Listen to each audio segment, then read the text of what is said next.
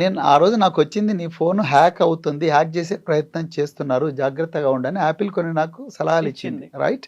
అదే నేను commission of చెప్పి నా ఫోన్ ఎవరో ట్యాప్ చేసి హ్యాక్ చేస్తున్నారు, ఇగో ఇది అని చెప్పాను నేను. అవును, మీరు ఆ మెయిల్ ని పబ్లిక్ గా కూడా ట్విట్టర్ లో పెట్టాను, కరెక్ట్. సో ఈ రోజు నేనేమంటున్నాను, నేను మళ్ళీ చెప్తున్నాను, ఆ రోజు నేను చెప్పింది కరెక్టే, ఇప్పుడు కూడా చెప్తున్నా, ఆ రోజు నేను చెప్పింది కరెక్టే.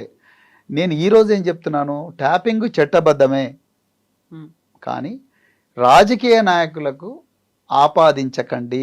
నిజంగా మీరు ఎవరిని ఇన్వెస్టిగేట్ చేయాల్సి ఉంటే మీరు మీ ఆఫీసర్లను అడగండి.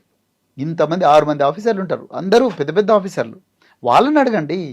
కేసీఆర్ గారు లేకపోతే హరీష్ రావు గారు, కేటీఆర్ గారు ఇవాళ జోగినపల్లి సంతోష్ను పిలిచారట, వాళ్ళు లేకపోతే ఇంకెవరు వీళ్ళేం చేస్తారు? ఎమ్మెల్యేలు ఎమ్మెల్సీలు వాళ్ళని పిలిపించి మీరు ఏం చేసారు, మీరు నెంబర్లు ఇచ్చినారా అంటే వాళ్ళు ఏం చేస్తారు? వాళ్ళ నెంబర్ ఇస్తే చేస్తారు ఆఫీసర్లు? వాళ్ళే సూత్రధారులుగా కేవలం పోలీసులు మాత్రమే ఉన్నారు. నిజంగా పోలీసులు పాత్రదారులు, వాళ్ళు ఎవరెవరు నెంబర్లు తీసుకుంటే వాళ్ళు నిజంగా పోలీసులు జైలు పోతారు అట్లా చేస్తే. చేయకూడదు.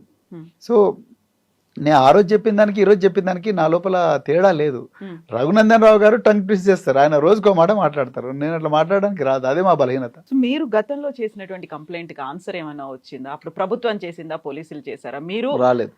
పోలీస్ ఆఫీసర్ అయి ఉండి పోలీసుల మీదే పోలీసులే చేస్తారు అని చెప్పడం అనేది ఇప్పటిదాకా మీ డిపార్ట్మెంట్ అది చేయకూడదనేం లేదు, చేయొచ్చు, ఎవరిదైనా చేయొచ్చు, దానికి రీజన్ చూపించాలి అంతే తప్ప.